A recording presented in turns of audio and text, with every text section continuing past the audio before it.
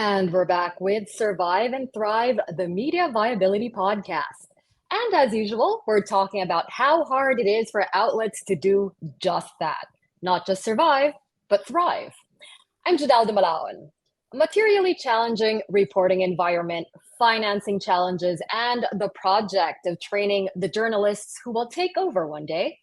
Media organizations have to become masters at problem solving to stay viable. As such, there's a need for media producers to learn from each other and ask how we're all adapting to the world we live in.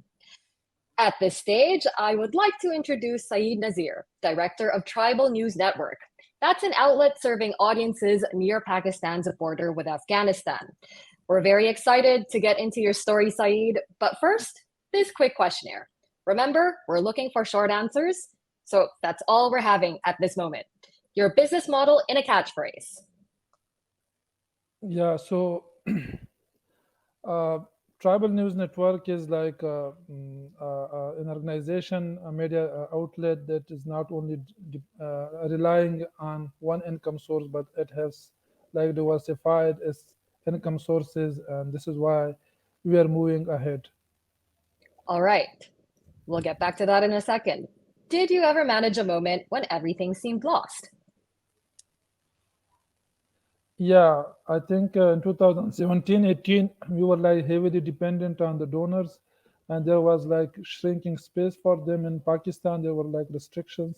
So every international media development organization, they were like getting out of the country. So we were in trouble. So it was like a very bad moment for our organization. But I think we managed that. We reduced our staff, and then we came with a new strategy to diversify our income sources. And finally, what would you need to thrive in the future? I think we should train our staff on business model, not only on journalism but also on businesses. We should like diversify our staff, and we should like uh,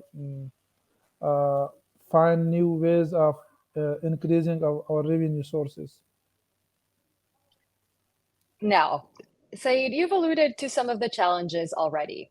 So today we're talking about what it means to reach especially rural audiences in an environment that can be kind of restrictive, and also how to build trust with the community while pushing for more openness. So Saeed, now is the time. Tell us a bit about Tribal News Network and the region from which you operate. Yeah, so Tribal News Network, it is like a brainchild of me and my other partner. So we already worked in tribal areas, and there was like a radio station were quite popular uh, around like 2006, 7, 8, and 9. So we both had like background in journalism, and we were like graduate of journalism school. So we work in a local radio, and we saw tremendous and a very like great feedback from the local community because they were like very hungry for local news.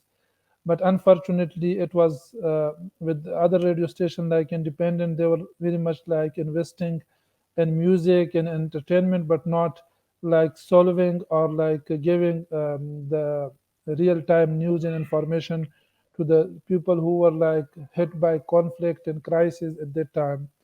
So after seeing the feedback, we had the idea that we should set up a tribal news network with an aim that we should give like balanced, independent, and local and relevant news and information to those radio stations in 2013. So we established it with the funding from like uh, international donor.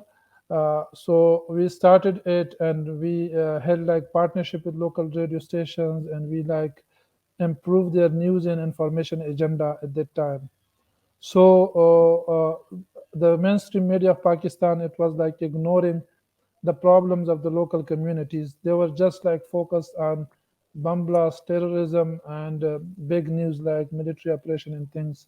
But there was like life there in the region, but it was overlooked by the mainstream media. Coming from the region, being raised and born in the tribal region, So I had the passion that we should serve those people with the power of pen and media.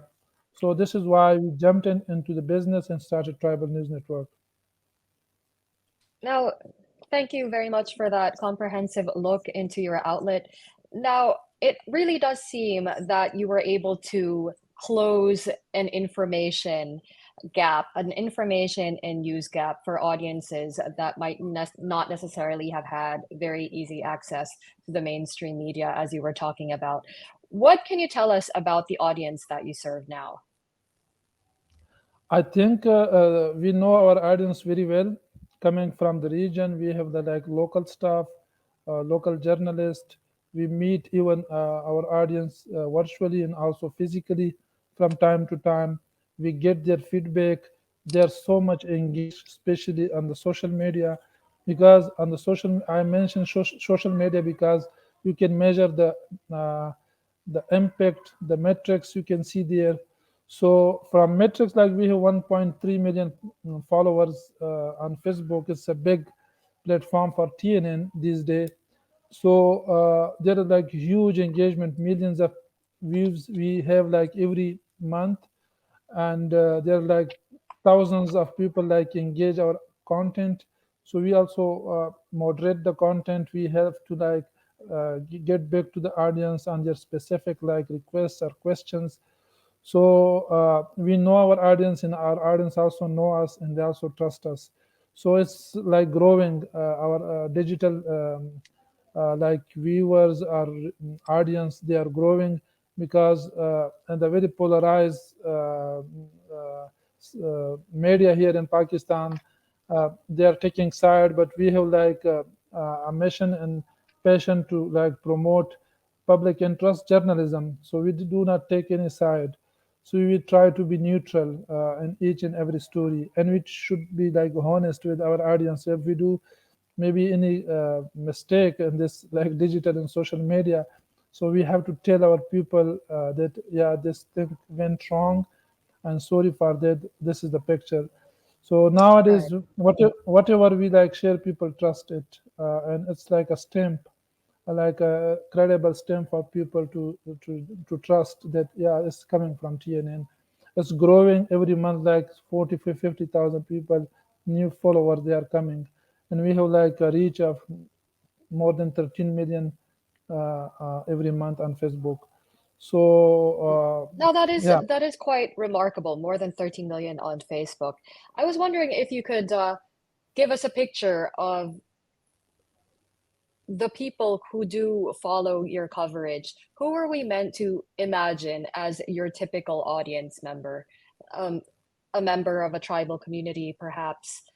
Our target is to reach out to youth and give them voice and platform. So 80% people they are under 35, between 18 and 35, they are following us.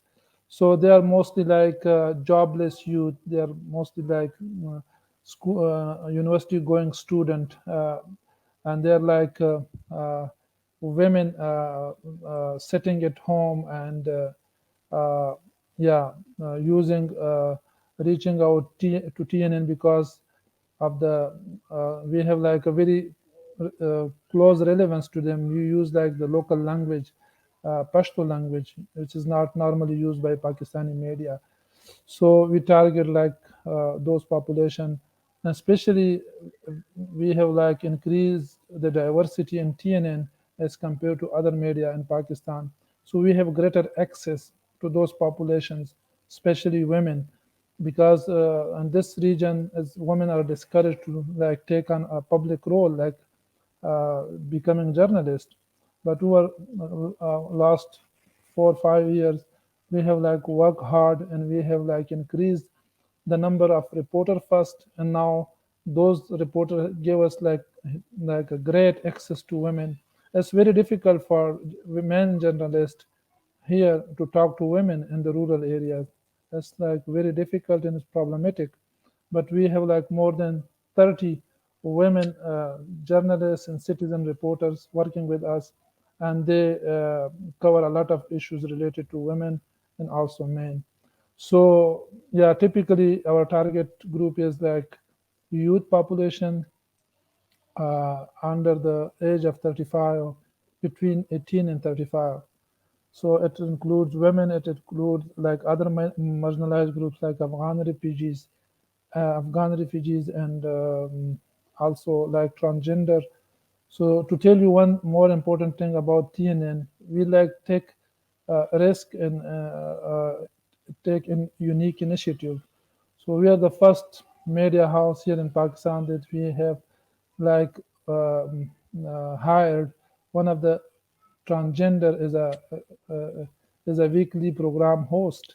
So it's very difficult in a very conservative, in a very religious society like this in Khyber Pakhtunkhwa. So I wanted to talk to you a bit about that also. So you focused on youth, you focused on women. You also said earlier that it's quite hard to reach out to women in the community, that you run into a lot of sensitive issues. You've mentioned the conservatism, the the um, the religiousness of the communities. Perhaps you can describe to us this environment and how it affects one, your audience as the people that you're reporting on, and your coverage of the issues. So when it comes to like sensitive topics, it's very like we are criticized somehow, but there are also people who also come for our defense. So it makes things like balance, and we try to be like professional, not to take side. So this is also one thing. But when you are like living in such a society, you have to take risk even if you are professional. But with the passage of time, we have proved that people have changed their mind and they have changed their approaches. Like in case of the transgender host, it was not acceptable for many people in the beginning. There was so much criticism on her that why she was. There are people who are like in, they were referring to like transgender community here, disrespected. The community is very much disrespected, and people think they are busy in like sex work. They're like beggars. They're like professional dancers, just dance for money on the streets. So they're not like very much respected. But first, like we introduced the transgender host Subia Khan. So we were criticized. Even I was criticized at my home by my sisters, coming from a very conservative society, by my wife. Why you engage such a person? It will bring a bad name for you. I said, no, it's a human being, and we are all human beings. So we have to go towards like to respect humanity, and they have like the equal rights to speak and to like do program on TNN. And the beginning, it was like 90%. They were like uh, comments against her, criticizing TNN and also her. But now, after 4 and 5 years, so like maybe 5% comments are negative, but 95% are positive. So we know the change process. So this is something that we have learned from like this example, with how we can like turn around things. I'm very glad to hear that the level of acceptance has risen with your efforts as well. But I was wondering how you manage these risks. Earlier, you were talking about your reporter that received threats because your reporter was reporting on religious sensitivities that eventually tipped into violence. A murder occurred when people were offended religiously. How do you manage the risks for your journalists? You've given us two examples of that reporter that I just mentioned as well, and of your transgender host. How do you protect them? Yeah, the reporter who was like threatened online, so he went and hiding for a few days after the story, because and also we train our reporter from time to time on security, that how they have to protect themselves digitally, physically, and emotionally. And the third thing that we did, like we got like an acceptance for what he like described in the story. So we went to religious leaders and they said, yeah, he was accused. So people from the authority, like people follow the religious leaders. So they said, yeah, the person was like accused, it was not like a culprit, because there was like no proof of, there was like no court judgment, and it was like a mob. So we balance things like this.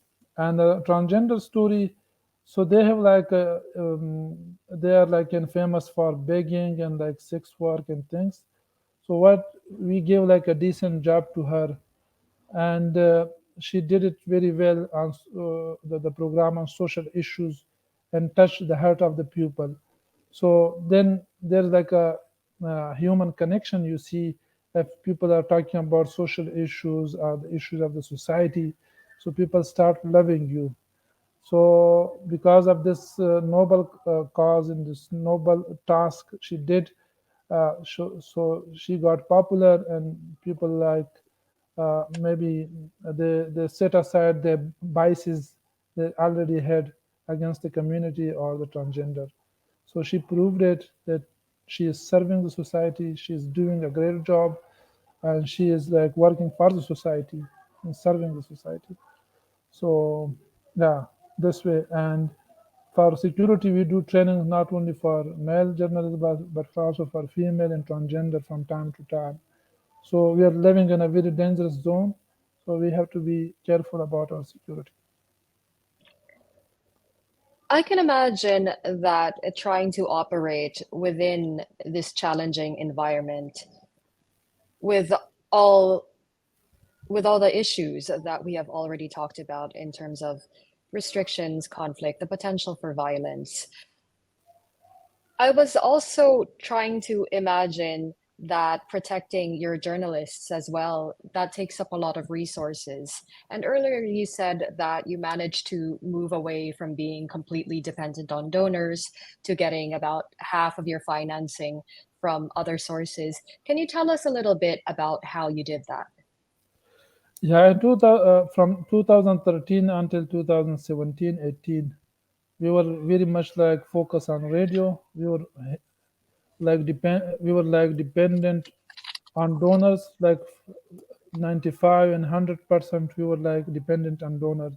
But after, say, in 2017 and 18, when the donor were like mm, pulling, they were like exiting Pakistan, and then we start thinking, oh, what will happen to TNN, because we are like dependent on them.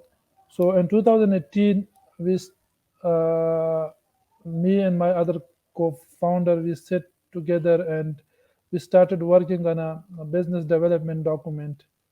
So we develop a business development plan with an expert. We set, it was sponsored by one of the international donor, and we identify areas that how we can like diversify our income sources. So from donor dependency, we divided the revenue streams into like how we can get like online monetization. So we trained our staff on quality content which sells on digital platforms like Facebook and YouTube and others. So it went very well, and these platforms were like monetized. And then the other thing that we did was like service contracts. We started applying for service contracts in Pakistan. So you can get like profit from it, and then we use those profit for our like operations, news operation. So this was a new idea for us, that we should like indulge into like service contracts, but we have to like keep a balance. We have to like have a different staff who can like manage it, and there shouldn't be like any influence on the editorial agenda. So this was the What do you mean second by thing. service contracts, Saeed? Sorry. One is like grants. You cannot earn anything from grants. Grants is just for like your operation salaries things. But for service contracts, you provide services to people, companies. You like produce documentaries for them. You provide like trainings for them. You run a media campaign for them, and they give you like lump sum money, you can like have profit in it. So this is one of the type of like revenue generation. So this is like a bed, like they're like beds, international beds, and also local companies also do that. And there's like grant. So in grant you cannot make any profit, so it's not allowed.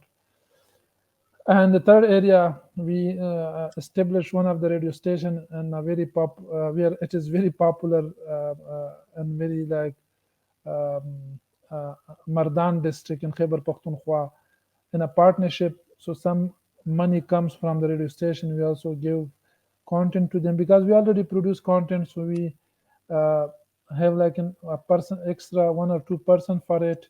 So we contribute a lot of content to the radio station, and it's like in partnership with a local company.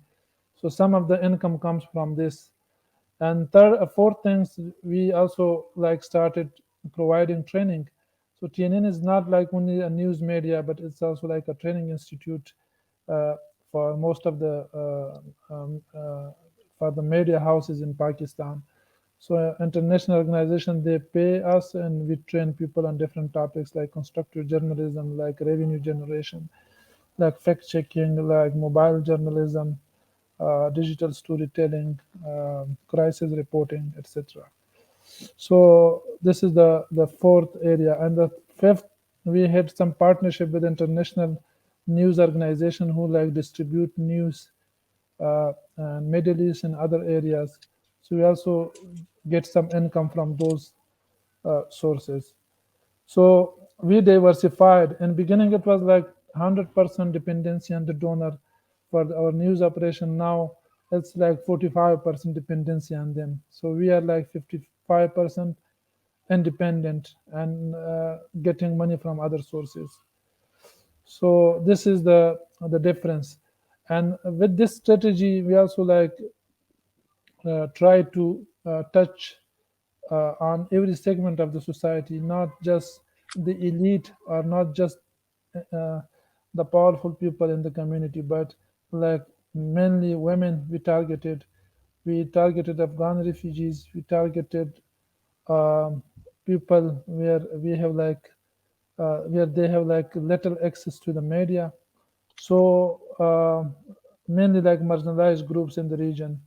So it also helped us a lot because with this strategy, we started Right. like citizen journalism training, and we like gave training to citizen from different communities like Afghan refugees. We do it with the support of DW. We trained women with the support of Thomson Media and FPU. So citizen journalism means we are using like user generated content, so they are not our staff. It doesn't cost money to us, but we have like very unique content. But we have to take care Right. of the, yeah, editorial independence and the authenticity of the content. You mentioned that women were a key focus of your media development efforts. Why is it important for you to promote women in this field, and how do you do it? I think women are the most like ignored population here. All the decisions are made by men, even it's like political decision or economic decisions. But as a media, I think we should be inclusive because around 50% population is like women, and the media in Pakistan, they pay little attention to it, and all the content, all programs, all the sources, information sources, they are male. So women are like silent audience. No one like ask them. So when we started to focus women, so we did some research in the area that what are their information needs, what are their like favorite platforms that they get information from, and after that we design a training and we focus on those areas. So now in the beginning we had like 5% our sources and the stories would be like women, but now they are like around 50% because we have greater access to them now. And we had like 10% of our contributors were like women. Now we have more than 40% contributors, they are like women in TNN. So with this approach, I think we also attracted some donors and some company and some advertisement that we have like a unique access uh, to women population. So it's also helped our like sustainability that we got some funding and resources to reach to those marginalized groups. You've managed to reach women and Afghan refugees. You've also managed to engage them as citizen journalists as well. I wonder what sort of impact that has had on these communities, on women and Afghan refugees. Yeah, I told you that one impact is that will increase our like following in Afghan population. I earlier mentioned it. The second thing is now they are not only engaged with the, we also like these citizen reporters, they are not only engaged with TNN but also with other media, which didn't happen before in Pakistan. There was no single Afghan journalist working for Pakistani media on the soil of Pakistan. So we increase their participation in Pakistani media. Now they can express and they have like they can participate in the larger dialogue, and it's visible from their stories. So we see like a lot of engagement on their stories, and especially in case of women. So more and more women who are like reluctant in beginning, they don't want, they didn't want to join journalism. Now more and more people are coming to TNN and they want to join and they want to learn things. So with the increasing of women reporters in TNN, we also increased our women following in Pakistan. So from our social media statistic and metrics, we see their number are like increasing, and we see like more and more comments from those women population and different stories, which is not the case with many other organizations in Pakistan. So we are making it a comfortable place for everyone that TNN, they can come and they can participate in dialogue and discussions, and they also can contribute. So this also one thing is different from other media, that we encourage user generated content. So in many other media houses there are just few reporters and they do everything, and they are focused on men population. Now, we're running out of time slightly, Saeed, but I do still have a few questions left for you. You've described a lot of the challenges that you've experienced at TNN. What would you do differently today? Yeah, so I think if I have like the right talent, I will promote women leadership in the organization.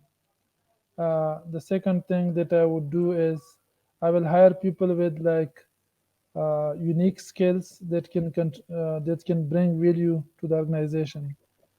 And yeah, these are a couple of things that I would like to do. It's clear that your outlet, CNN, has really experienced quite a profound journey.